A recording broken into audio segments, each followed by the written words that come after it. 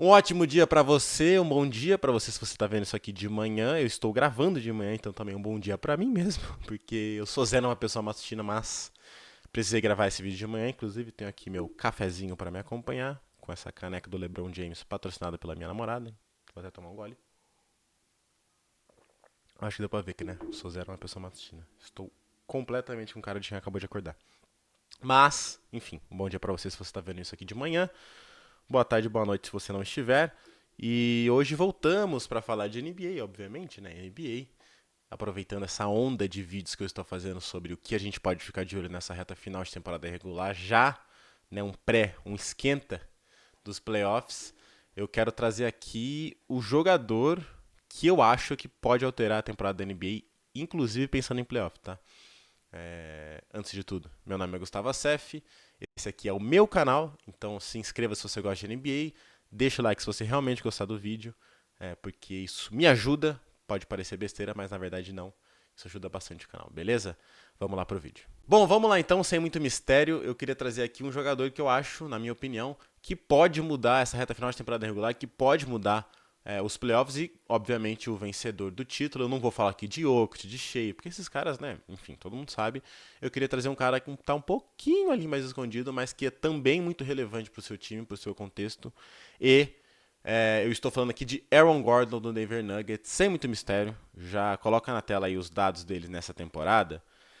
Ele até aqui, tá? Tem média de 17,7 pontos, o que é a melhor marca da carreira dele. Ele tem 6,2 rebotes de média, 2,5 assistências, 50,9% de field goal, que é uma boa marca, e 40% de aproveitamento. Nos arremessos de 3 também ótima marca, porém ele tem problemas na temporada. Né? Até aqui ele jogou apenas 23 dos 60 jogos, até o dia que eu estou gravando esse vídeo, né?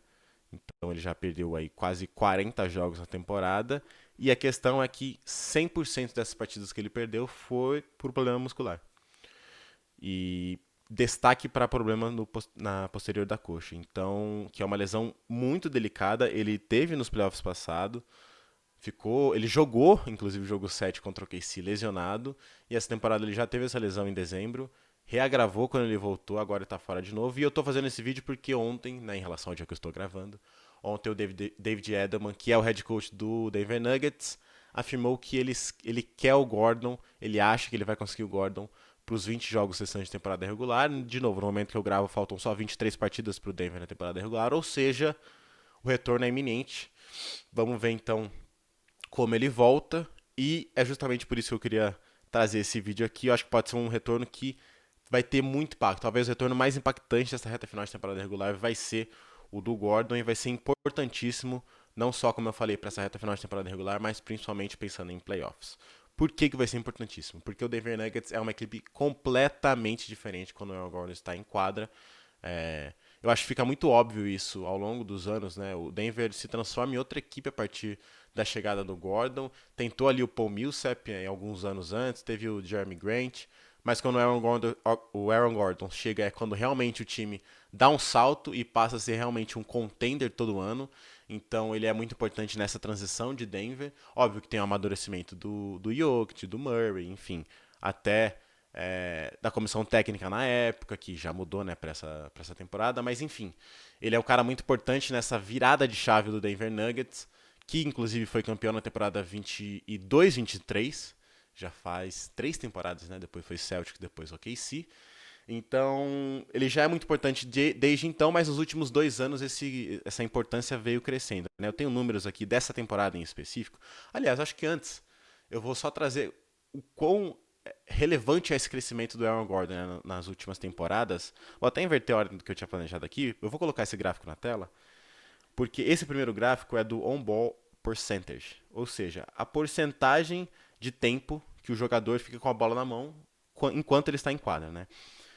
A gente vê aqui a carreira toda do Aaron Gordon lá desde 2014, 2015, e ela vai crescendo, crescendo, crescendo. Em 2021 chega no ápice e aí depois ele é trocado pro Denver Nuggets, né? Então você vê na temporada 21-22, que é a primeira dele completa nos Nuggets, ela cai de novo, o on-ball percentage cai de novo para 12,4%.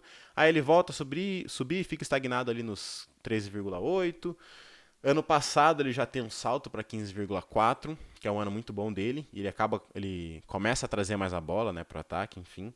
E nesse ano, tudo bem que são 23 partidas, né? A amostragem não é tão grande. E aquele primeiro jogo da temporada que ele faz 50 pontos contra os Warriors acaba inflacionando um pouco esse número, mas ainda assim isso é muito relevante porque vai para 21,8%. Então de 15,4% dá um salto inacreditável para 21,8%, o que é altíssimo, ou seja, a gente vê que nos últimos anos a importância, a relevância do Aaron Gordon para o ataque vai crescendo e essa temporada ela chegou no ápice desde quando ele foi trocado para o Denver Nuggets. E também tem outro gráfico que eu já vou colocar agora na tela, em relação aos pontos criados. O que são pontos criados? São pontos que o jogador faz somados aos pontos que a equipe faz a partir de assistência dele. Ou seja, basicamente os pontos que ele faz mais os pontos que os companheiros fazem a partir de passes dele.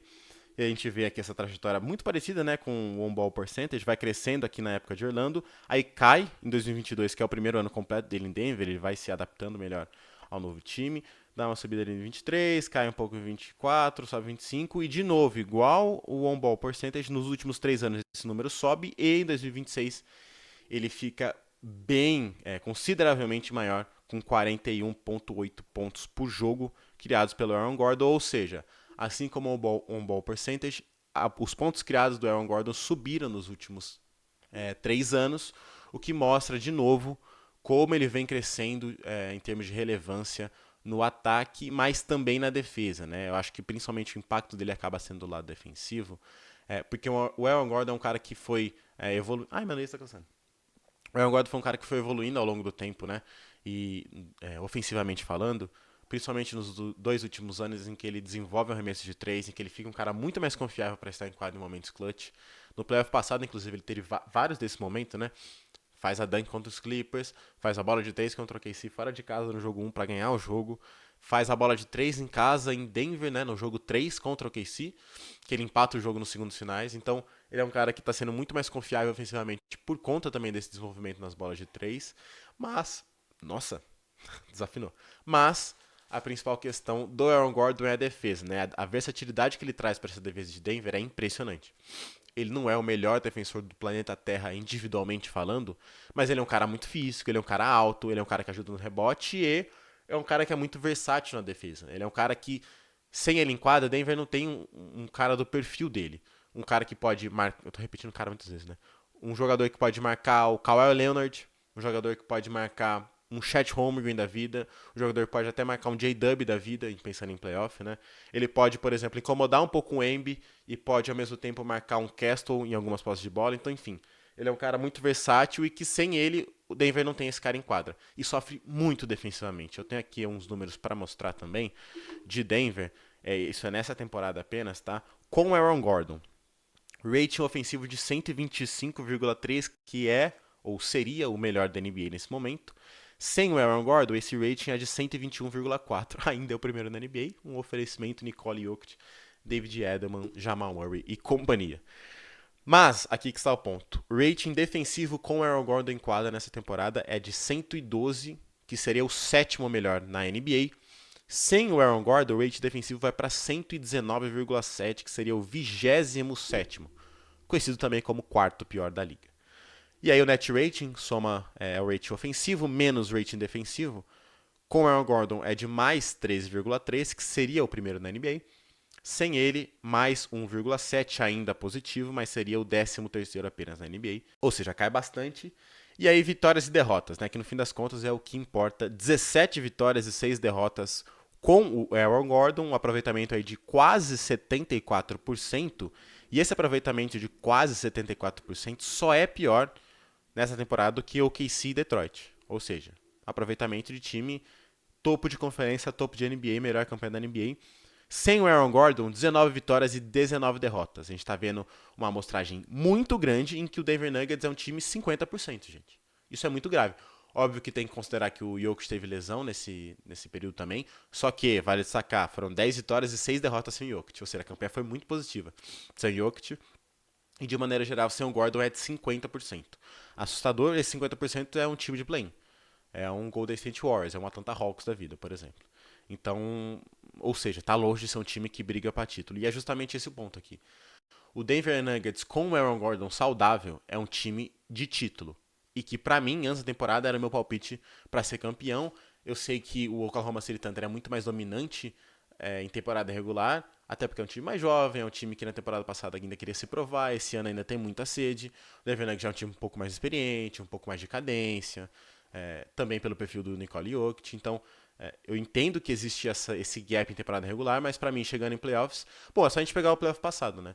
Com um time muito mais enxuto, um elenco muito mais enxuto nos playoffs passados, o Denver Nuggets chegou no jogo 7 contra o KC, considerando que o Aaron Gordon estava com uma coxa lesionada e que o Michael Porter Jr. estava sem um ombro, basicamente.